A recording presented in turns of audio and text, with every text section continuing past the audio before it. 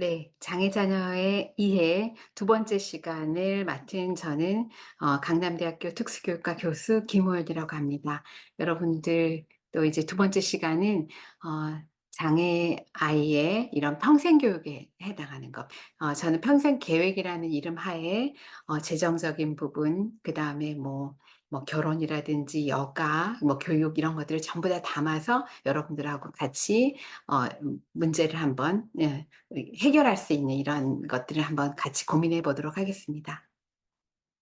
네. 그래서 장애 자녀를 위한 평생 계획입니다. 첫 번째는 이제 그러면 발달이라고 하는 걸 한번 얘기를 해 봐야 될 것 같은데요. 발달에 대한 측면에서 두뇌 발달이 어떻게 발달이 이루어지고 있는가를 한번 생각을 해 보고요. 두 번째는 평생 계획의 필요성, 그리고 생애 주기별로 우리가 어떤 점들을 고려를 해야 되는지, 그리고 장애인 가족을 위한 평생 계획까지 한번 알아보도록 하겠습니다. 그럼 발달을 한번 볼까요? 발달은 이거는 이제 이 일반적으로 그런 장애를 얘기를 하려고 하는 건 아니고요. 뇌 발달 전체를 제가 말씀을 드릴 건데요. 어 전뇌가 발달하는 시기입니다. 그러니까 0 세에서 3 세는 전뇌가 발달한다라고 하는 건 뭐냐? 그러면 정말로 빨리 발달하는 시기라는 겁니다. 장애를 가지고 있든 가지고 있지 않든지 간에 굉장히 중요한 시기인데, 그 전뇌가 발달하는 이 시기에는 뭘 많이 써 주는 것을 굉장히 중요하게 생각하냐? 오감. 냄새 맡고 먹어 보고 그 있잖아요. 만져 보고 눈으로 관찰해 보고 소리도 들어 보고 이렇게 '오감을 많이 쓰는 시기다.'라고 생각을 하시고 이 0 세에서 3 세까지는 굉장히 이러한 부분에 생각을 많이 쓰셔야 되고요. 그다음에 이제 전두엽이라는 거는 어디냐? 그럼 이제 뇌가 인제 발달하는 순서를 말씀을 드릴게요. 이 순서는 앞에서부터 시작을 합니다. 이 앞에 여기죠. 이게 인제 전두엽이라고 하는 부분인데, 전두엽은 만 3 세에서 5세 시기, 그러니까 사람의 어떤 가치, 도덕, 기준 이런 것들이 굉장히 상관이 있는 부분이 전두엽인데요. 이 전두엽이 굉장히 활성화되는 시기라고 합니다. 그래서 인제 이 시기에는 그럼 뭘 가르쳐야 되냐? 뭘 가르칠 때 굉장히 효과가 높냐라고 한다면, 이 시기에는 말 그대로 인제 우리가 좋은 가치 판단을 하게끔 가르쳐 주고 또 좋은 습관을 형성할 수 있게끔 가르쳐 주고 이런 시기다라고 하는 거 말씀드릴 수 있겠고요. 인제 뒤로 넘어간다 그랬잖아요. 여기서 시작을 해 가지고 인제 뒤로 넘어가면 여기가 인제 이 부분이 두정엽이라고 하는 부분입니다. 그리고 두정엽하고 두정엽 밑에 있는 이 부분이 측두엽이라고 하는 부분인데요. 이 측두엽이라고 하는 부분은 뭐랑 상관이 있냐면 귀 바로 옆에 있죠. 그래서 축두엽은 언어랑 상관이 있습니다. 언어. 그래서 이제 그 이렇게 소리를 듣고 우리가 말을 하고 이러잖아요. 많이 듣는 거를 많이 해야지만이, 그래야지 말을 잘하기 때문에 엄마는 좀 어렸을 때는 "많이 수다쟁이가 되라." 이런 얘기도 아마 들어보셨을 겁니다. 그래서 이 두정엽은 뭐냐? 두정엽은 여기 나와 있는 것처럼 뭐 공간 감각, 그다음에 수 감각 이런 거예요. 그래서 이 축두엽하고 두정엽 이 시기가 뭐냐면 초등학교 시기잖아요. 그래서 초등학교에는 뭔가 언어를 발달을 해도 굉장히 막 이렇게 좀 다른 언어, 아니면 이 시기에는 외국어에 대한 공부를 해도 굉장히 좋을 나이라는 거죠. 그전보다는 이 시기가 이게 활성화되는 시기이기 때문에. 그다음에 이제 이 수도요. 수에 관련된 공간 감각에 관련된 이런 것들도 인제 두정엽하고 상관이 있다고 그랬잖아요. 그래서 두정엽에 해당하는 부분들도 막 이렇게 활성화되는 시기이기 때문에 초등학교 때 배운 것들 가지고 우리가 뭐 세상 살아가기 충분할 정도로 수에 관련된 것들을 다 배우잖아요. 그래서 이제 이게 그 시기에는 활성화되는 시기다라고 할 수가 있겠고요. 그다음에 이제 남아 있는 게 후두엽입니다. 그래서 후두엽을 만약에 다치게 되면 시력을 잃게 되기도 합니다. 이 후두엽은 인제 시각적인 것들을 발달시키는 시기이기 때문에, 근데 중학교 정도가 되면 아이들이 막 멋을 내기도 하고 뭐 이렇게 하는 이유 중에 하나가 바로 이제 이 후두엽이 활성화되는 시기이기 때문에 그렇다라고 합니다. 그래서 이 시기에는 오히려 뭐 미술관, 뭐 이렇게 박물관 이런 것들 있잖아요. 그런 것들을 통해 가지고 아주 좋은 것들을 많이 보게 해 주고, 그런 것들을 이렇게 스스로가 시각적으로 뭔가 변별하고 그거를 시각적으로 뭔가를 많은 것들을 익힐 수 있도록 도와줘야 되는 시기이기도 한다. 이거는 장애를 가지고 있는 아이들이라고 하더라도 이렇게 그 생활 연령에 따라서 이게 발달이 이렇게 이루어지는 거기 때문에 이런 부분들을 같이 고려를 하면서 아이들을 키우시는 거가 굉장히 중요하겠다라는 말씀드립니다. 이제 제가 아까 얘기했던 것처럼 평생 계획이라는 게 또 왜 중요하냐라는 것을 말씀드릴 수가 있는데, 평생 계획의 중요성은 우리 아이는 지금 현재에 머물지 않는다라는 거죠. 자랍니다. 그리고 여기서 말하는 다른 자녀라고 하는 거는, 예를 들면 내가 평생 계획을 제대로 안 해 놓으면 힘들 수밖에 없는 경우가 바로 이제 이 형제자매라는 거죠. 비장의 형제자매. 만약에 내가 준비가 안 되어 놓으면 바로 그 비장의 형제자매의 책임이 될 수 있는 가능성이 있다. 그래서 그런 책임을 전가하지 않아야 되기 때문에 평생 계획은 필요하고 중요하다.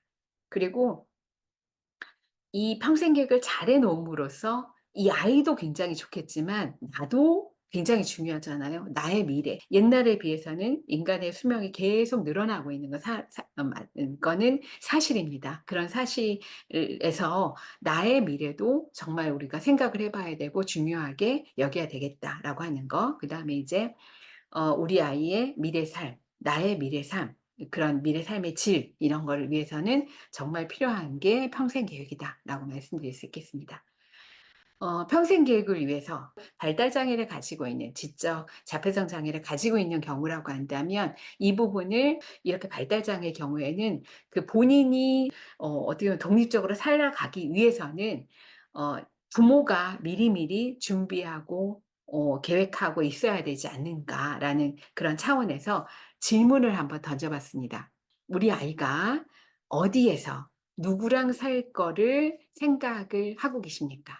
이 아이가 졸업을 하고 스물 세 20 대가 되고 30 대가 되면 나는 60 대가 되고 어쩌면 70 대가 되고 이럴 수 있잖아요. 그러면 나도 늙어지고 어 그렇잖아요. 나도 이 아이를 계속 키울 수 있는 여지가 없는데, 인제 한번 생각을 해 보는 거죠. '어디에 살아야 될까? 뭐 그룹홈이나 이런 데서 살아야 될까? 그렇다고 한다면 거기에서 누구랑 살아야 될까?' 그러면 이제 '재정적으로는 얘가 필요한 돈을 내가 모으고 있을까?' 이런 생각을 한번 해 보라는 거죠.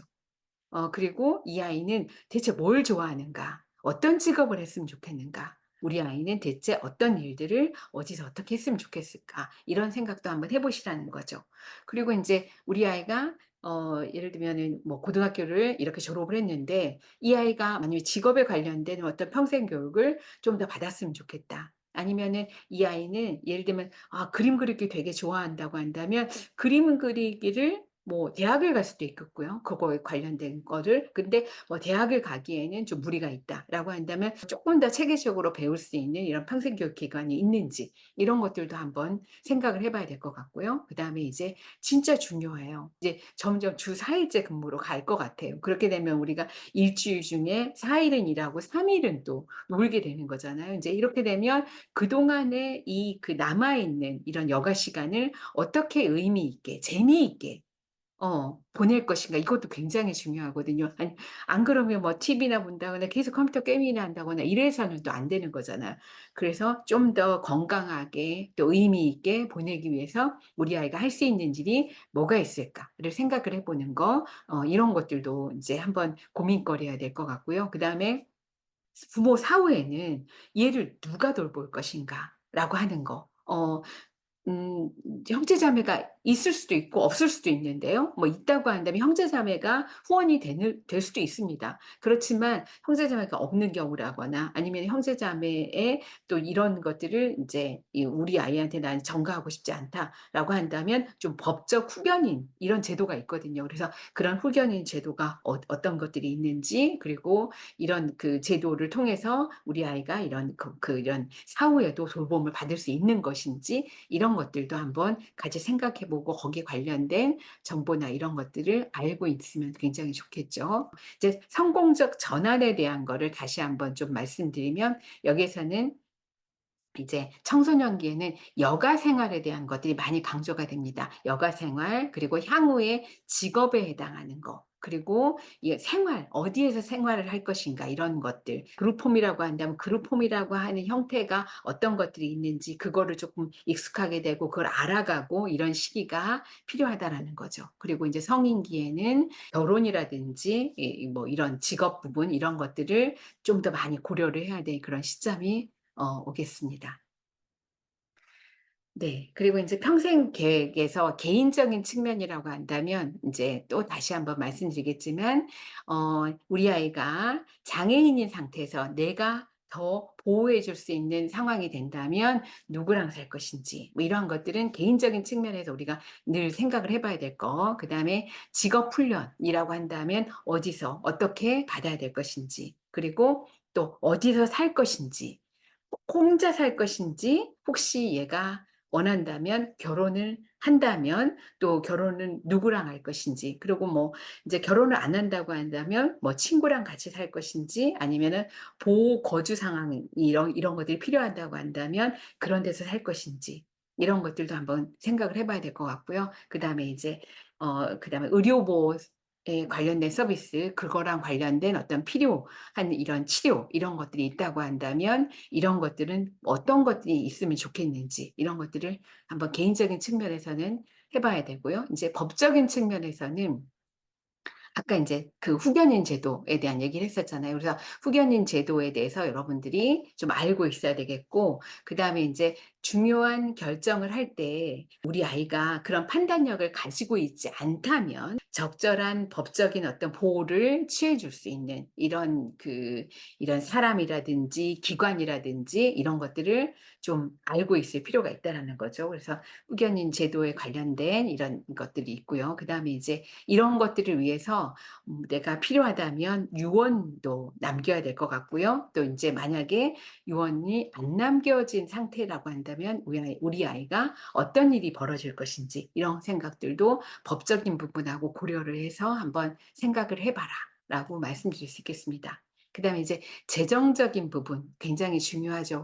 이렇게 재정적인 측면에서는 내가 좀 미리 준비할 거, 아이가 직업을 통해서 뭔가 이렇게 쌓을 수 있는 거 이런 것들도 같이 생각을 해 봐야 될 것 같고요. 그다음에 장애인 상태에서 내 자녀가 어떤 정부 지원을 받을 수 있는지 이런 것들도 알아야 될 것 같고, 생활비를 벌 수 있는가, 벌 수 없다고 한다면 어느 정도 비용이 좀 더 필요하다면 좋을 것인가 이런 생각들, 그다음에 소득과 재산 기준에 대한 이런 정부 지원을 받고 있는 경우에는 어떻게 정부 지원에 영향을 주지 않으면서 자녀한테 또 재정적인 원조를 또 할 수 있는가 이런 것들도 같이 한번 생각을 해볼 필요가 있다라는 거죠. 그러려면 또 내 사후에 내가 관리하지 못하는 상황이라고 한다면 누구를 누구를 신뢰하고 그 신뢰하는 이 사람을 어떻게 그 감독자로 선정을 해야 될 것인지 이런 생각들도 평생 계획 안에서는 여러분들이 해 봐야 될 거다라는 겁니다.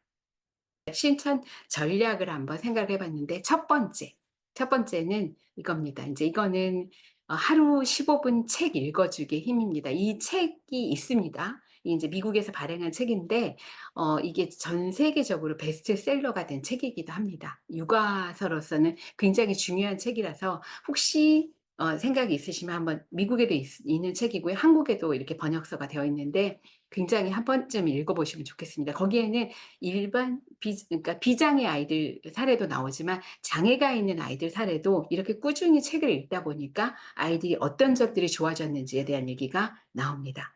그래서 인제 제가 오늘 다 설명을 해줄 수 없지만 언어 발달, 뭐 인지 발달, 그리고 개념 발달 이런 것들이 책과 함께 굉장히 많이 이루어지고, 거기다가 이렇게 상상력이라든지 창의력이라든지 이런 것들이 책을 읽어 줌으로써 굉장히 많이 발전할 수 있다라고 하는 거 다시 한번 말씀드리고요. 그다음에 일단은 '나는 현재만 바라보지 않는다. 미래를 바라본다.' 이제 그러니까 어떤 부모가 되면 좋냐면 일상생활을 교육과 통합하는 부모가 참 좋습니다. 그러니까 예를 들면 집에서 뭔가 뭐 콩나물을 다듬는다. 예를 들면 그러면 콩나물을 다듬을 때 엄마는 콩나물을 다듬고 아이한테는 뭐가 "수학 문제를 풀어라."가 아니라 콩나물을 어떻게 다듬고 어떻게 분류를 하고, 그러니까 근데 그거 안에는요 어쩌면 이 그러니까 그러니까 미세 기능이 있잖아요. 손에 인제 이런 소근육이라든지 이런 것들, 분류하기에 대한 개념, 수학적인 개념들, 이런 게 우리가 일상생활 안에서 굉장히 많이 있거든요. 그래서 그러한 것들을 이제 우리 아이를 끌어들여라. 많이 사실은 더 힘듭니다. 시간도 더 많이 들고. 그다음에 직업에 대한 준비라고 하는 건데, 직업에 대한 준비를 크게 너무 넓게 생각하지 않으셔도 됩니다. 얘가 뭘 좋아하는지, 뭐 이렇게 어떤 것들을 가지고 했을 때 굉장히 행복해하는지, 그래서 "이러한 것들을 잘 관찰해라."라고 하는 차원으로 직업에 대한 준비라는 말을 써 놨고요. 그다음에 인제 의사소통에 대한 기회를 많이 갖게 해 주는 거. 그러니까 예를 들면 이런 거죠. 시리얼을 주면서 숟가락을 안 주는 거예요. 그럼 시리얼하고 숟가락을 늘 줬던 친구는 그냥 의사소통의 기회가 없는 거죠. 어떻게 보면 엄마가 다 필요한 걸 다 줬으니까. 근데 시리얼 주면서 숟가락을 안 주면 엄마를 한번 쳐다보겠죠. 그죠. 엄마를 한번 쳐다보고, 어쩌면 숟가락이 있으면 숟가락도 한번 쳐다보겠죠, 저쪽에 숟가락이 떨어져 있다면. 아니면은 숟가락을 달라는 식으로 뭔가 엄마한테 이렇게 뭐 대답을, 뭐 숟가락과 비슷한 뭐 이렇게 말을 한다거나 뭔가를 하겠죠. 그래서 제가 말하고 싶은 거는, 아무래도 엄마가 모든 거를 다 완벽하게 하려고 하지 말고 오히려 약간 이렇게 그 빈틈을 줘서 아이가 뭔가를 얘기하고 상호작용할 수 있는 기회를 많이 주는 거가 부모로서 오히려 더 필요한 거다라고 하는 거 해 주시고요. 그다음에 이제 도움을 주는 기회를 갖게 해 주기. 이 말은 뭐냐면, 저 엄마가 많이 도움을 주려고 하잖아요. 근데 엄마는, 어떤 엄마가 가장 좋냐면 공주병 걸린 엄마가 가장 좋대요. 그 말은 뭐냐면, 공주병 걸렸으니까 "아 나는 못해.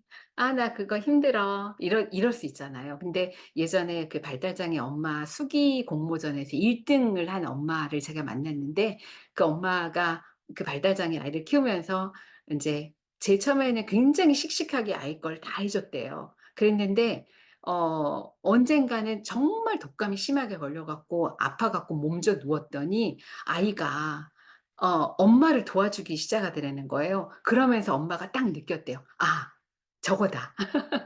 내가 이제부터는 공주병 가진 엄마가 돼야지.' 이래 가지고 "엄마 그거 힘들어. 못해." 이러니까 아이가 쪼금씩 해 주다가 보니까 아이가 잘하는 부분도 많아졌고, 잘하는 부분이 쪼끔 생기니까 어때요? 엄마는 막 칭찬해 줬겠죠. 그러니까 뭐가 올라갔을까요? 아이의 자기 효능감, 자긍심, 이런 게 올라갔겠죠. 그래서 아이가 뭔가 참여할 수 있는 기회를 좀 더 많이 줘라라고 하는 거. 그다음에 이제 우리가 초점을 맞출 거는 '이 아이가 뭘 못한다.' 보다는 '이 아이는 그래도 이건 잘한다. 이건 좋아한다. 우리 가족은 또 이런 점이 또 강점이다.'라고 하는 강점 중심으로 생각을 해 보는 거. 그다음에 이제 마지막인데요. 기능보다는 태도가 더 중요하다라는 거를 아는 거. 그러니까 요즘에는요, 뭐 돈을 계산하는 거, 돈 계산 안 해도 돼요. 카드 쓰면 되잖아요. 그쵸? 그다음에 요즘에는 뭐가 있을까? 뭘 이렇게 영어를 잘 못해요. 뭘 잘 못해요. 그럼 번역기 갖다 대면 또 얘가 또 번역도 해 줘요. 이런 식으로 기능은 굉장히 많은 이런 도구들을 이용하면 돼요. 근데 이제 태도라고 하는 건 뭐냐면, 제가 얼마 전에 이제 그 장애인을 고용하는 이런 업체 사장님을 만났는데, 어떤 애들이 어떤, 그러니까 장애인들이 오랫동안 일을 하냐. 뭐라고 얘기하냐면 돈맛을 아는 친구라고 그러더라고요. 그래서 "돈맛이 뭐냐?"라고 했더니, 이 친구는 돈을 벌면 본인이 쓴대요. 그러니까 엄마가 관여하지 않고 본인이 쓰는 거죠. 이 돈이 얼마나 중요한지 본인이 한번 써 보고, 또 돈이 있음으로 인해서 얼마나 자기가 원하는 뭐 나이키 한정판 신발을 그냥 사게 놔두라는 거예요. 아이가 계획해서 쓰게 해 주고 규모 있게 자기가 해서 뭐 엄마 용돈도 주게 하고 그런 것도 있잖아요. 그래서 모아서 여행 자금으로 쓰기도 하고 이런 기회들을 그런 태도를 갖게끔 해 주는 거, 이런 거가 어쩌면 '아주 오랫동안을 위한 좋은 이런 태도가 되지 않을까.' 이런 얘기를 하면서 저는 마무리를 지어야 될 것 같습니다. 결과적으로 인제 인간 행동의 목표라는 것은 자립이라는 겁니다. 아들러가 이렇게 얘기했습니다. 자립과 사회와 조화를 이루며 살아가는 거. 그러니까 통합인 거죠. 자립과 통합. 그리고 그 행동을 뒷받침하기 위해서 우리는 우리 자녀가 일단 능력이 있다. 라고 하는 그런 의식을 가져야 되겠고요. 그리고 주변에 있는 사람들은 적대시하는 것이 아니라 이 사람들의 어떤 도움을 좀 많이 필요로 하는, 그러니까 친구를 만드는 거. 그런 친구라고 의식하는 거, 이런 거는 진짜 필요하겠다라고 말씀드릴 수 있겠습니다. 네. 또 긴 강의 잘 들어 주셔서 감사합니다.